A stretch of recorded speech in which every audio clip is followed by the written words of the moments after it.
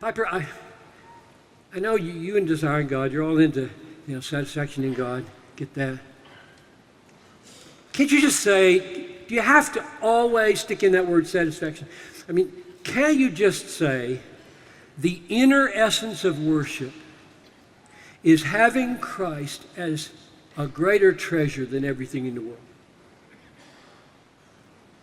Just leave out that word satisfaction. Why you got to stick that emotionally laden word in there? I feel really strongly about this. You might detect. 2 reasons. Number 1, being satisfied with Christ is implied in saying he's your greatest treasure. And I want to push that in your face. I want to push it through your eyeballs into your heart, or into your eyeballs into your brain, and then down into your heart. I would really like you to feel what I feel right now and believe what I believe, namely that if you say, and you must say this if you're a Christian, Christ is my greatest treasure. Jesus said, he who loves mother or father more than me is not worthy of me, and he who loves son or daughter more than me is not worthy of me. Period. You're not a Christian if you love your mother or your father or your children more than you love Jesus. And that's an affectional love. That's not a duty love. That's not a sacrificial love. That's an affection. How do you feel about your kids? I love my kids. Yes, you should. And Jesus 10,000 times more. And if you don't love him more,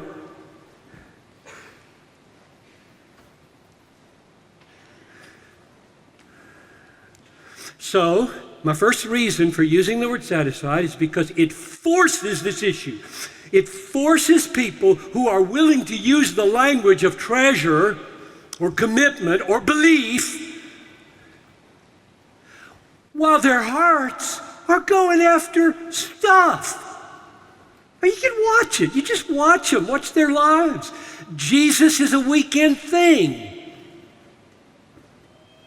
All week long, what they watch on TV, what they do, it just has nothing to do with their heart's delight in God. Nothing. I personally don't want to encourage those people to think they're Christian. My life commitment is to talk about the Bible in such a way that fake Christians feel fake. So that they can be saved.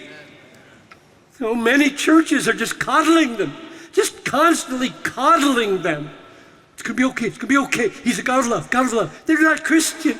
Their hearts are not made new. They love other things more than they love Christ. They think if they walked that aisle or signed that card or did some few things, they're in. I've just talked to so many of these people. So that's my first reason. It really is implied in the language of faith or the language of treasure that you are satisfied in Jesus more than everything else. Here's my second reason, and this is a review from this morning's session. Do you remember the one verse parable? The kingdom of heaven is like a treasure hidden in a field, which a man found and covered up, and then in his joy, he goes and sells all that he has to buy that field. Now you might think, it would be very paradoxical, odd, if a person sold everything they had to have the kingdom, but they didn't do it with joy. That happens, folks. That happens. Okay, tell me what I need to do. Need to sell some stuff. Got it. I'm selling some stuff. How much should I sell? Well, Zacchaeus, half. Or rich young ruler, all of it. Okay, got that. That's not what he says. The kingdom of heaven, when the kingdom of heaven takes hold of you and the king is revealed in the rule of the kingdom, as the treasure hidden in the field, you don't just sell your stuff. You are happy to sell your stuff. That's what it says. I can't tell you how long, maybe 22 years, I read that verse and skipped right over that apakaros autou. From his joy, he sold everything he had. You sell your stuff for Jesus without joy, plenty of ascetics in the world are going to go to hell. Sit on top of statues for 30 years. Leave everything they have. It's not what it says. So, I use the word satisfy to make that unescapable. I'm slamming the door every chance I get on your escape from that. I'm slamming the door on anybody saying, well, you don't really need to feel satisfied in God as long as He's your treasure. That's nonsense. God knows it, you know it. Treasure doesn't mean anything. It's just a word without your heart. I love you more. You're more precious. So, review.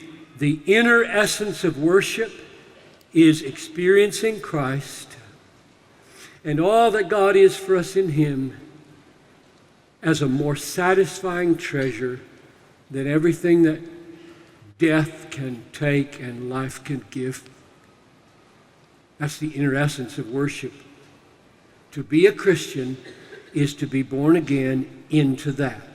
That's what happens when you become a Christian. Your heart shifts off of preferring the world to preferring Christ. That's the meaning of new birth. That's the meaning of conversion. To live the Christian life in all of its practicalities is to act out of that. And where people are not acting out of that, I don't think what they're acting is the fruit of righteousness.